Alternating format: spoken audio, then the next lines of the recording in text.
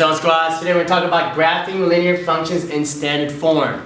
There's a few different functions that I had actually created videos already for those, but standard form, let's start out with x. Ax plus by equals c. A, b, and c are actually numbers, so they're constants. So don't think of them as variable. The only variables here are x and y. Little things you need to know: a and b has to be a whole number.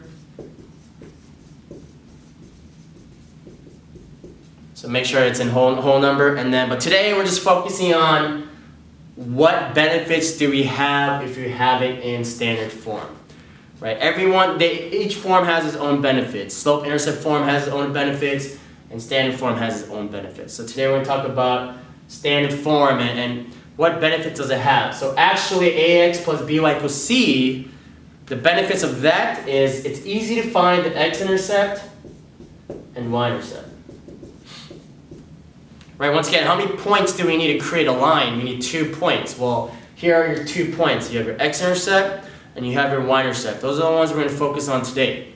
So once we have those points, we're good to go. But today, I want to talk about how do we find the x-intercept, how do we find the y-intercept. So let's talk about x-intercept. Don't memorize this, try to understand it the way I'm going to try to explain it. Well, if you have, these are my x-intercepts, right? All these points. Right? Millions of points, infinite amount of points, but let's just work with these. What is this point right here? It's 1, 0. What's this point here? 2, 0, 3, 0, negative 1, 0, negative 2, 0, negative 3, 0. Right? You guys all know that. There's no memorizing from there, but the question you should ask yourself is, if these are what do they all have in common? They all have zeros where? In the y value. So that's your trick. So to find your x-intercept, you're going to let y equal 0. Alright, we don't know where it's going to cross here, but it's going to cross somewhere. But we at least know that's going to be something comma 0. That's the way you find your x-intercepts.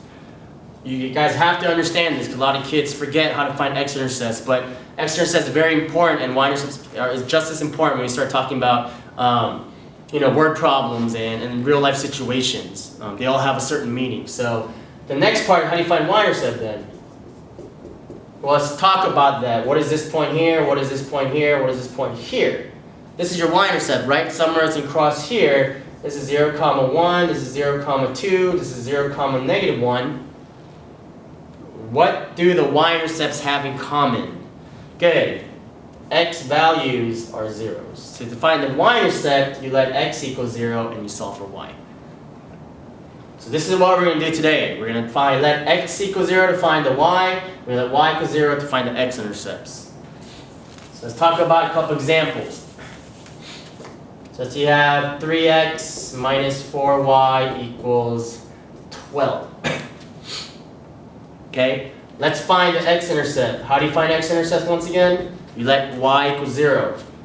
Let's talk about this. If y is 0 here, what happens if I substitute y here? This essentially goes away. Alright, so we're going to do something called the cover-up method. But just don't cover it up, but really understand why we're covering it up. We're covering it up because we're letting y equal 0. That goes away, so you're just left with 3x equals 12. Y equals 0. So if you solve for x, you get 4, so my y-intercept is 4, 0. My x-intercept. To find my y-intercept, we're going to do the opposite. We're going to let x equal 0. We're going to cover up. We're going to let x equal 0 here. That's going to go away. So what's left over, you have negative 4y equals 12. So we talk about this cover-up method, but essentially it's because we're letting x and y equal 0. So if you solve this, you get y equals negative 3, so you have 0, negative 3 as my y-intercept. So these are my 2 points. Be careful, a lot of kids get x equals 4 and then y equals negative 3 and then combine that. They say, well, that's 4, negative 3. That's not what we're doing. We're not doing that. We're letting y equal 0, so y has to be 0. Here we're letting x equal 0, so x has to be 0. So when we graph this,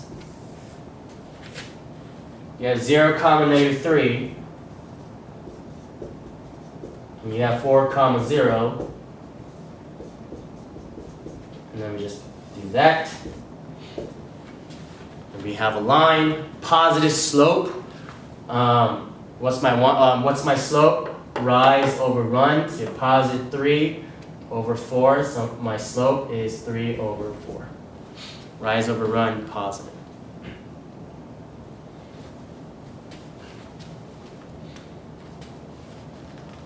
Okay. Questions on this? Look through your notes. We're doing a cover-up method. Let's just recap this again. To find my x-intercepts, what do? Good. We let y equals 0, solve for x. To find my y-intercept, what do? Good. You let your x equals 0, solve for y. Because we're letting them equal 0, we're essentially just covering it up, creating an equation.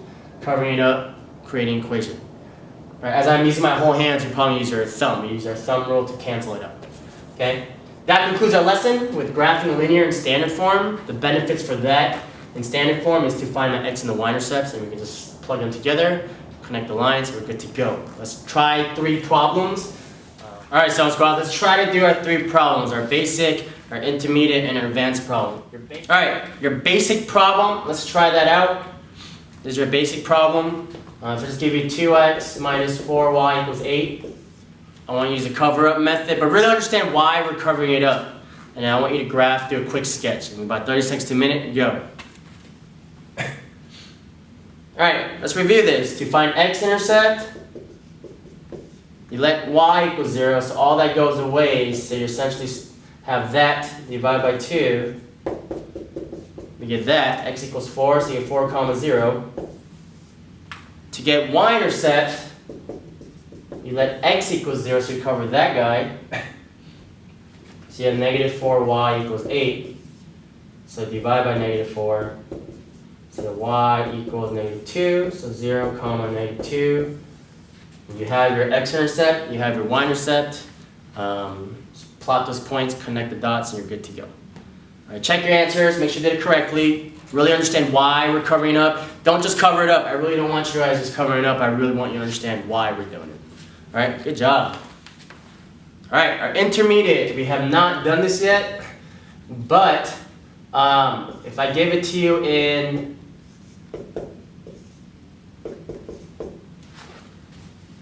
y equals mx plus b, or in this form, I want you to put it in standard form. So in other words, I want you to put in ax plus by equals c. All right, we haven't really talked about this, but you should be able to rearrange values. If not, watch my literal equation video to help you out with that. But try your best. Your goal is get ax and by together on one side, and your c on your other side. So about 30 seconds a minute. Try your best. Go. All right. So ax plus by just means your x and your y's have to be together. So this x and this y, they're separated. My goal is to put it together. So I'm going to add 3x and move it on this side. And you are pretty much done. That's in standard form. Remember standard form, we could cover up method. So let's cover up. Let's cover up this guy. How do you find x-intercepts? Good. You find x-intercepts, you let y equals 0. So then we cover up x, you get 2y equals 4. Divide by 2, so you get y equals 2. So you have 0 comma 2. It's my y-intercept. My x-intercept, you let y equals 0, so we cover that guy up. We get that, divide. We get 4/3, so you have 4/3 comma 0.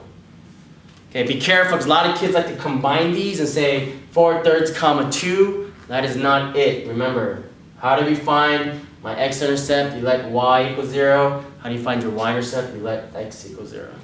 All right, good job. All right, our last problem, our advanced problem. So we have negative 2x minus 3y equals 7. I want you to practice with fractions. I want you to graph this guy, try your best. 30 seconds to a minute, go. All right, let's take a look. X-intercepts, cover the y, we let y equal 0. So we get that.